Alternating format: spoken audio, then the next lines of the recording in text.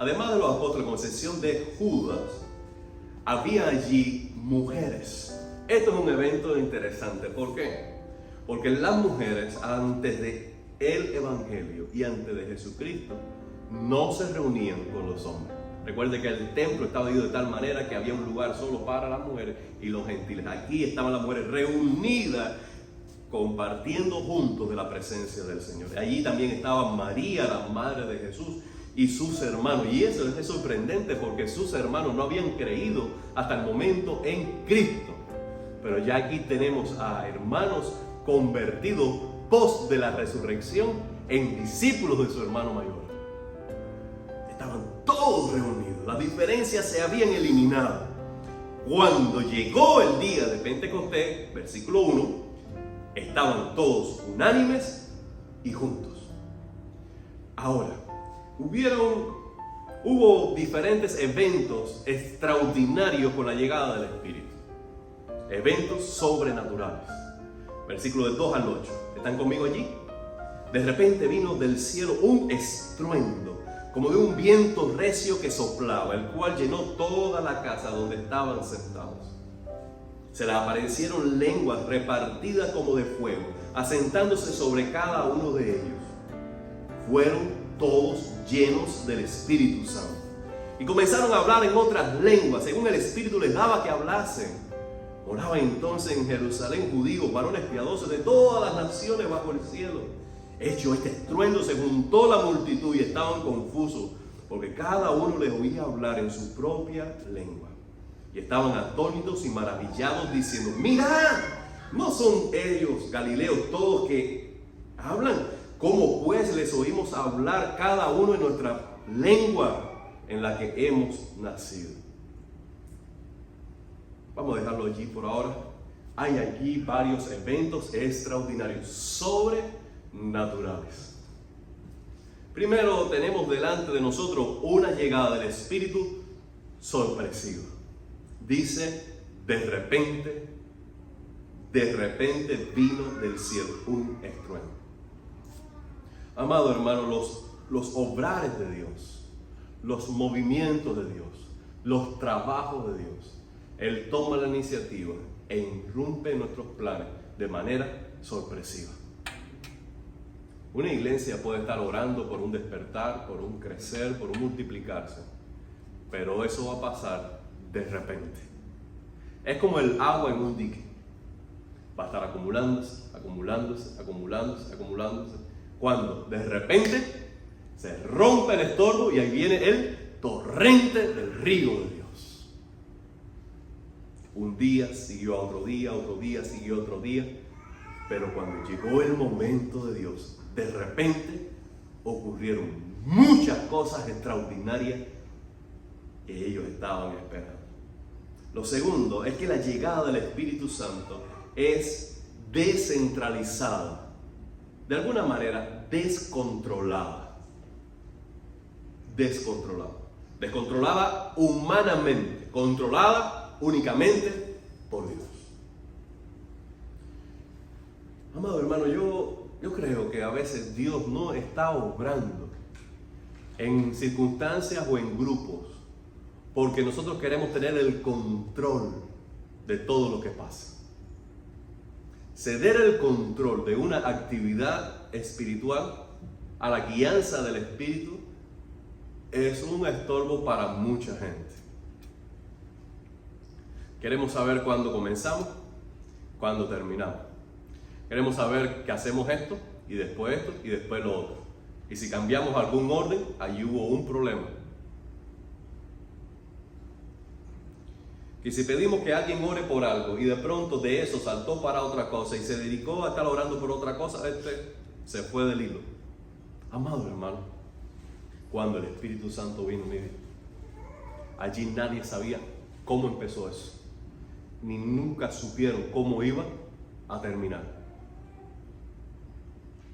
No había nadie con un orden, ni nadie estaba diciendo, y ahora seguidamente tendremos las ofrendas.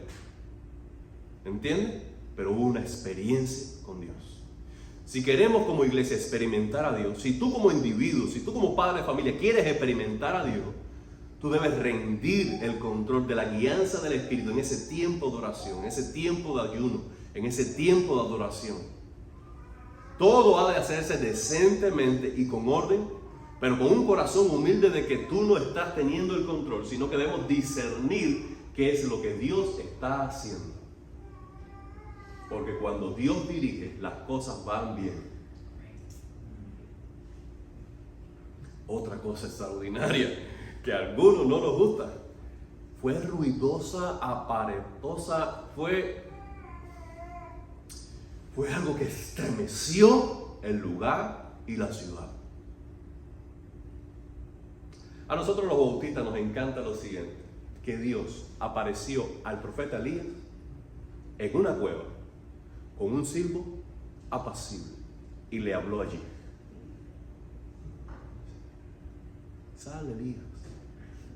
¿Qué haces aquí, Elías? ¿Pasó así o no, Mati?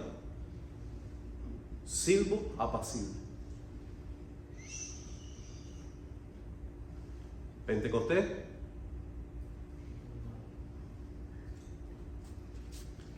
Estruendo, leo yo. Viento recio que soplaba. Amado hermano, Dios está en el silbo apacible y Dios está en el estruendo. Es más, Dios está donde Él es Dios. No, a mí no me gusta. Problema tuyo. Déjame decirte que en la casa de Dios tú eres invitado. Él es el Padre. Normalmente, Ezra me dice, esto es mío. Esto es mío. Me hace así. Pero ayer fue una de esas veces que yo dije, mira, déjame decirte algo. Aquí todo es mío. Y tú eres mío. Dice, no, yo soy de Ezra González.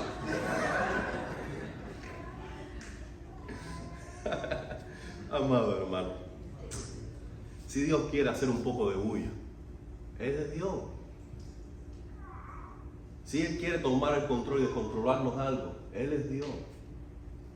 Si Él quiere todo tranquilito y calladito, Él es Dios.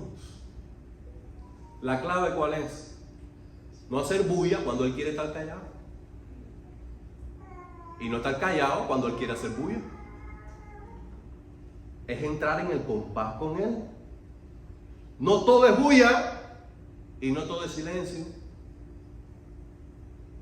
Más vale que emprendamos los tiempos de Dios, porque si nos desfasamos nos perdemos la melodía.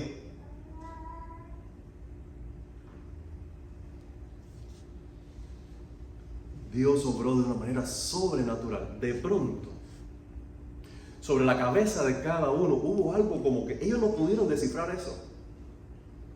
Ellos miraron y esto es como una llamita, unas lenguas de fuego asentadas sobre la cabeza de cada uno. Pero no es que era exactamente eso, es que no podían describir lo que había aparecido.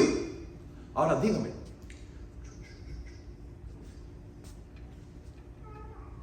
Pentateuco, nada de lengüita de fuego.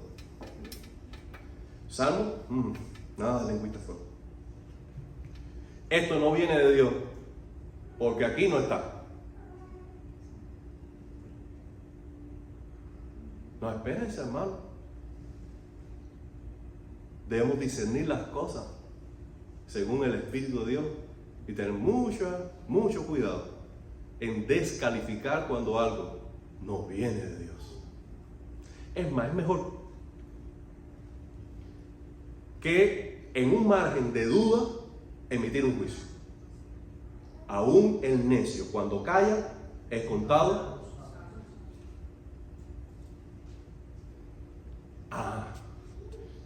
probado, puesto a juicio, examinando las escrituras. Después de un tiempo, tú dices, bueno, podemos tener un criterio acerca de algo, pero debemos tener cuidado de descalificar algo como que no viene de Dios. Además de esto, el Espíritu Santo llegó y hubo una comunicación efusiva del Evangelio. Todos comenzaron a hablar en idiomas que no conocían previamente. Todos y no por turno. Todos a la vez. Y cada uno con una audiencia diferente. El estruendo previo del viento recio que sopló sobre aquella casa llamó la atención de las personas que estaban alrededor y se agolparon. Y cuando llegaron estaban estos llenos del fuego de la presencia del Espíritu Santo, hablando fielmente, rectamente el testimonio de Cristo, muerto y resucitado. Y todos entendían en su propio idioma las maravillas de Dios. Amado hermano, el Espíritu viene y cuando llena la iglesia comunica el Evangelio, testifica del Evangelio. Porque el Espíritu que Dios nos ha dado no es un espíritu de timidez ni de cobardía, sino de poder bajo dominio propio. Por último, fue mal interpretado el evento. El versículo 12 y 13 dice: estaban todos atónitos, perplejos, diciéndose unos a otros: ¿qué quiere decir esto? Mas otros burlándose decían: están borrachos. Así que pueden haber cosas que son del Espíritu, que pueden ser mal interpretados y aún burlados por algunos, pero simplemente es porque no están pensando según el Espíritu Santo. Todos estos detalles que les he mencionado, lo que nos está diciendo es la llegada del Espíritu. Y que esa llegada del Espíritu realmente sorprendió a los que estaban allí reunidos. No lo esperaban, no lo planificaban, no lo controlaron, no sabían cómo explicarlo. Fue algo fuera de lo normal. Pero sí era de Dios. Y dieron un paso atrás. Y los creyentes, por el testimonio y la experiencia con el Espíritu, pudieron entender lo que estaba pasando. Ahora viene un segundo momento del Pentecostés, y es la predicación ungida por el Espíritu Santo. Cada uno estaba dando testimonio del Evangelio, pero se levantó Pedro y mandó un mensaje que hicieron temblar las piedras. Versículos del 16 al 21 dice: síganme conmigo. Mas esto es lo dicho por el profeta, dice Pedro. Joel dijo: en los postreros días, dice Dios, derramaré mi espíritu sobre toda carne. Vuestros hijos, vuestras hijas profetizarán, vuestros jóvenes verán visiones, vuestros ancianos soñarán sueños. De cierto, sobre mis siervos y sobre mis siervas en aquellos días derramaré del espíritu y profetizarán. Siga leyendo allí mientras le digo algunas cosas. Primero, hay algunas cosas aquí que nosotros como que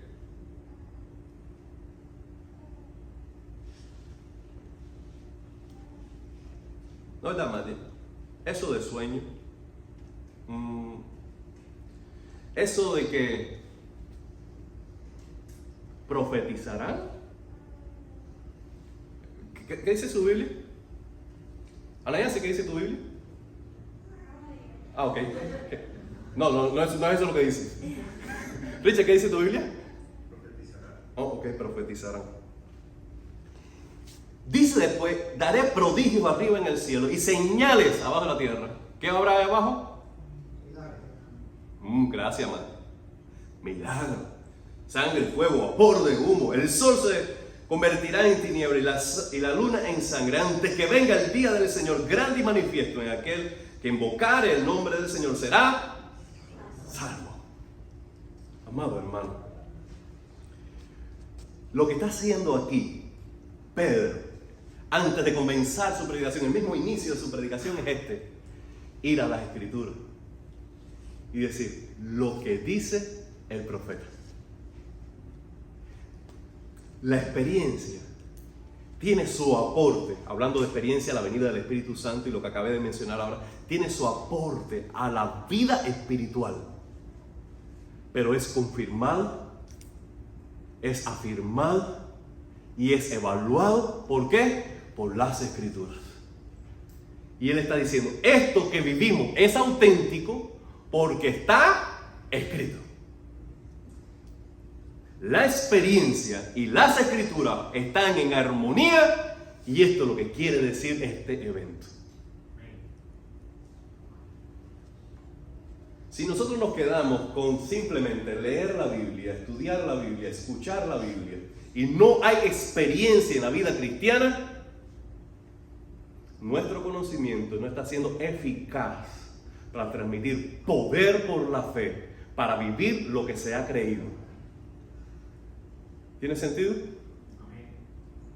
Pero por si otro lado, nosotros vivimos con grandes experiencias, o buscando o persiguiendo experiencias, y no tenemos el conocimiento de las Escrituras, corremos el riesgo de entonces poder interpretar y juzgar las experiencias según nuestros cánones, y podemos equivocarnos. Por otro lado, podemos nosotros sacralizar la experiencia y perseguir más de lo mismo cuando fue un evento único para algunos, para ti o en un momento de la vida.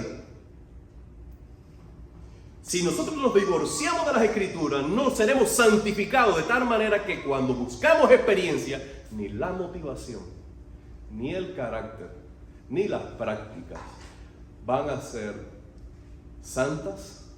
Por tanto, no tendremos una experiencia auténtica espiritual. Podemos tener experiencias espirituales y no ser de Dios, aún estando en un templo cristiano. Lo que garantiza que las experiencias vividas con la iglesia sean auténticas y viene de Dios es que la palabra de Dios es el sustento, santifica, norma, y entonces lo que allí pasa viene del Señor.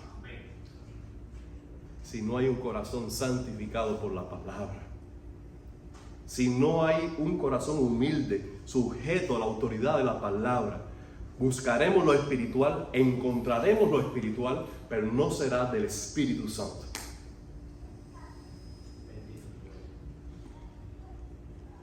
Ahora, además de ser bíblica la predicación, ¿sabe qué? Fue preeminentemente, principalmente, cristocéntrica.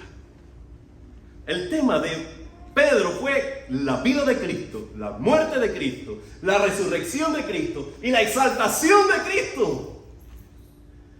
Ese fue el tema de su predicación. Miren lo que él habla acerca de la vida de Cristo, que es parte del Evangelio, lo que él vivió, cómo vivió. Versículo 22. ¿Me siguen? Los varones israelitas, oíd estas palabras.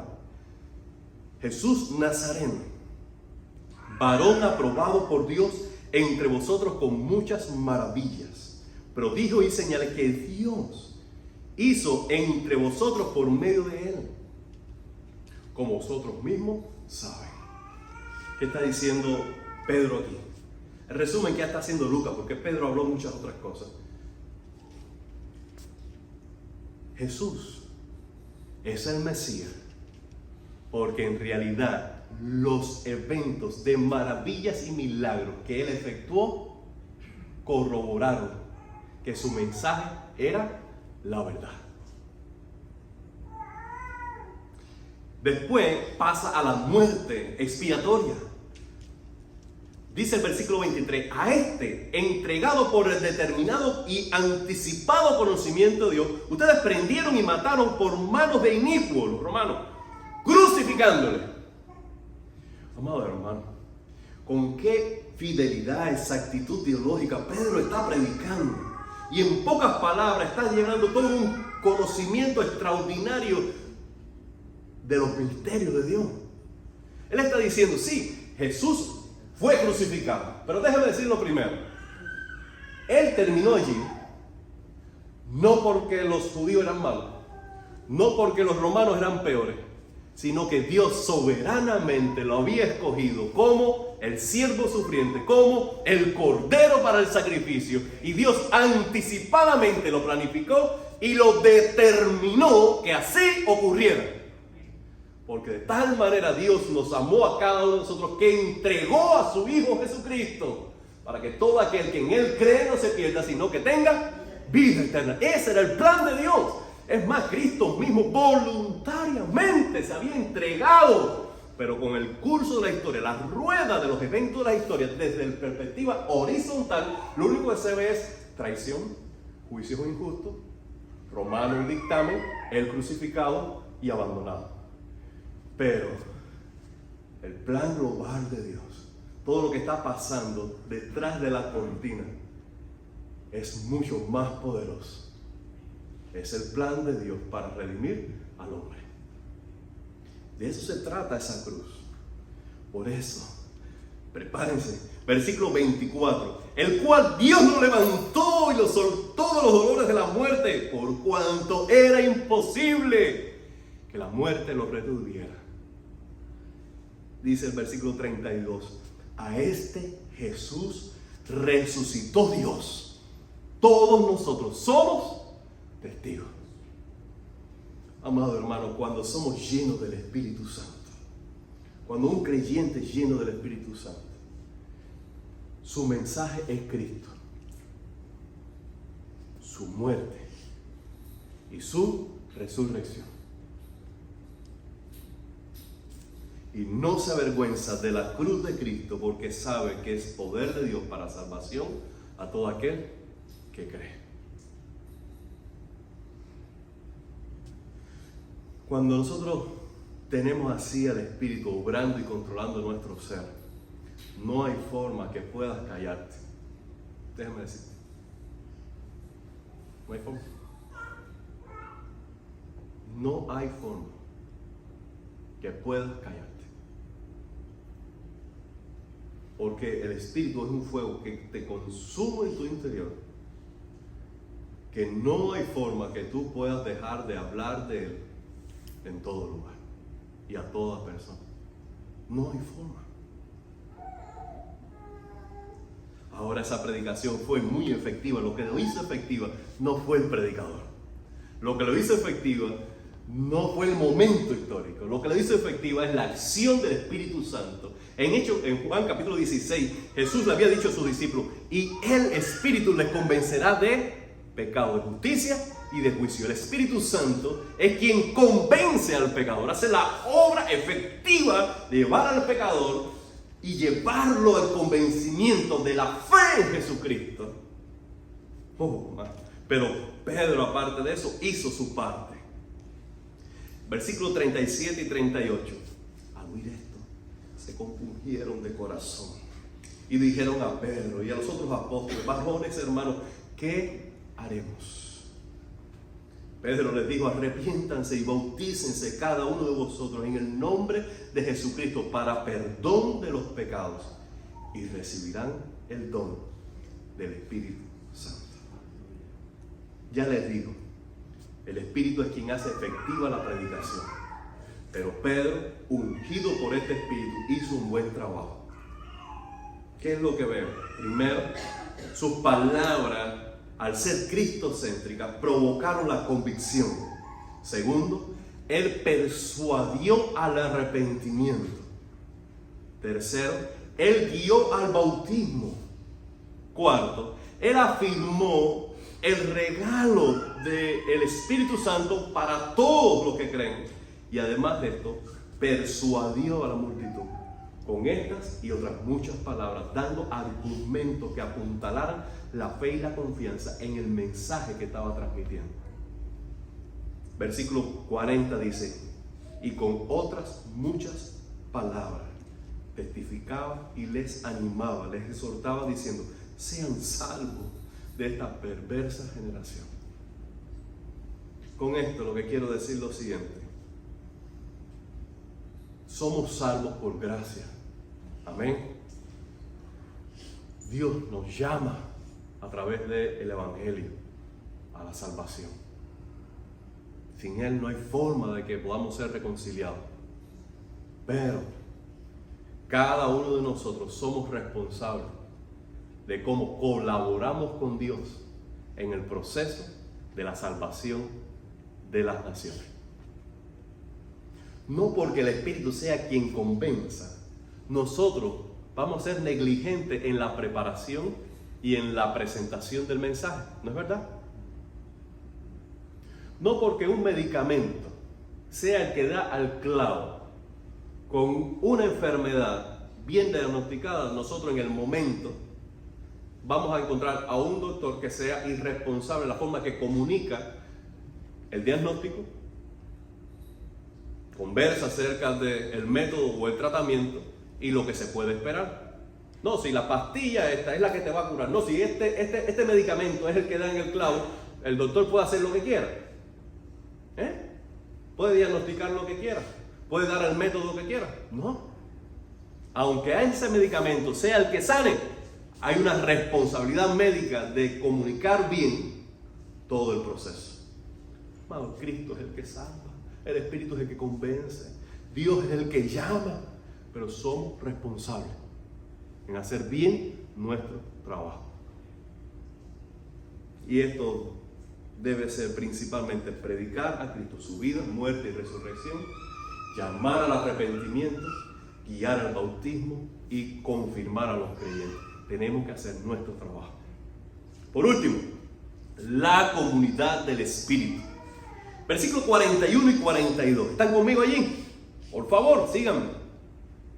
Hechos 2, 41 y 42. Así que los que recibieron la palabra fueron bautizados y se añadieron aquel día como 3,000 personas. Y perseveraban en la doctrina de los apóstoles, en la comunión unos con otros, en el partimiento del pan y en las oraciones. Qué lindo, amado hermano. Qué lindo. El resultado de la venida del Espíritu, de la predicación ungida por el Espíritu, es una comunidad que vive en el Espíritu. Una comunidad vibrante, saludable y auténtica.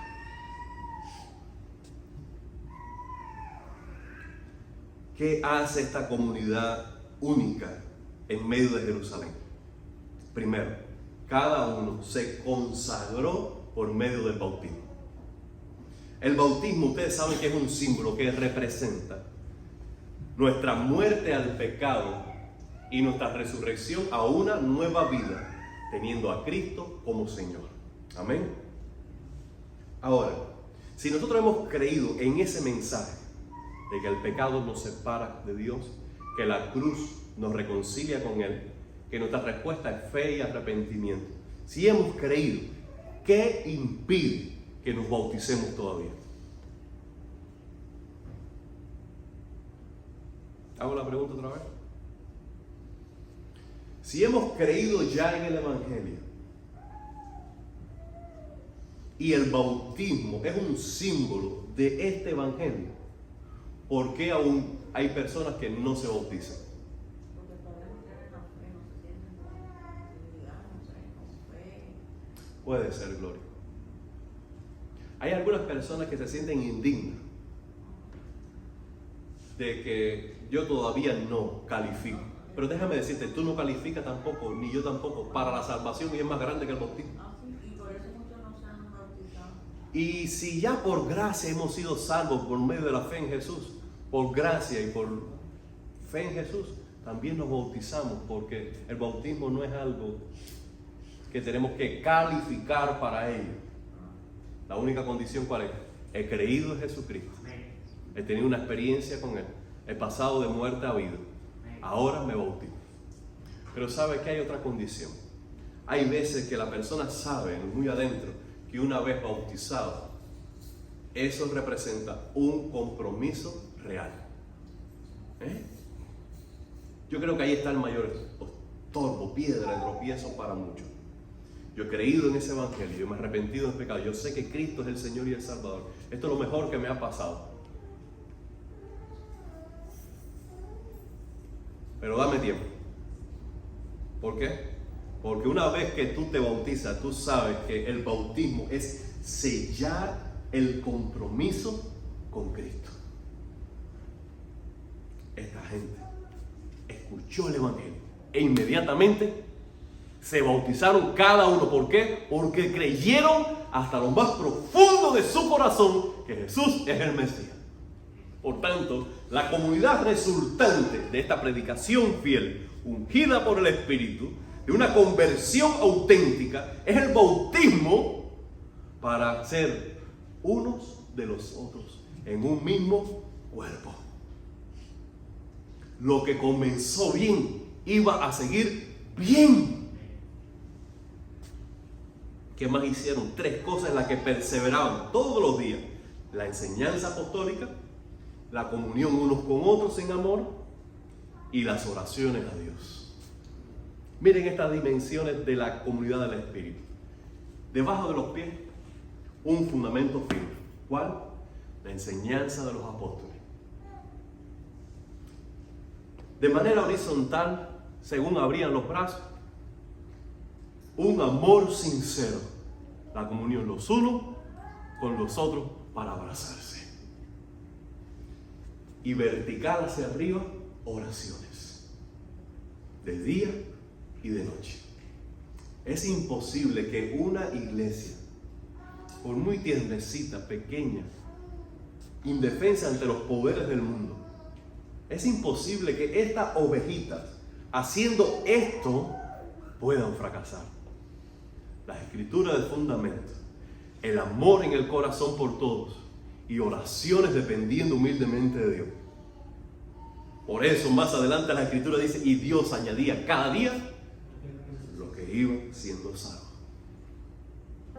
Amado hermano, este es el día del Pentecostés. ¡Qué día tan extraordinario para la iglesia de Jesucristo de todos los tiempos! Llegó el Espíritu Santo, se predicó a Jesucristo y nació una comunidad vibrante para conquistar el mundo.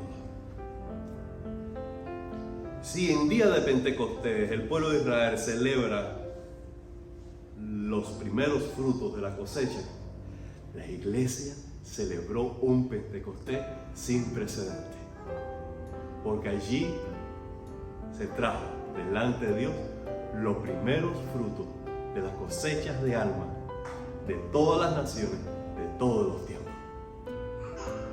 Nosotros tenemos que tener nuestro Pentecostés, ser llenos del Espíritu Santo. Y ser lleno del Espíritu no se trata de tener más del Espíritu, sino que el Espíritu tenga más de nosotros. Es ceder el control al Espíritu de Dios. Es que Él tome nuestra personalidad, nuestro ser, bajo su dominio, bajo su influencia. Y lo que en un momento para cualquier persona ebria, el licor, puede provocar la pérdida de control, el Espíritu Santo puede provocar un control total del Espíritu sobre su facultad, la facultad del creyente. Un creyente lleno del Espíritu va a predicar a Cristo. Va a predicar a Cristo. Va a predicar a Cristo. Y va a ser parte de esa comunidad saludable en la que todos podrán venir y experimentar al Cristo de la gloria. Necesitamos nuestro Pentecostés.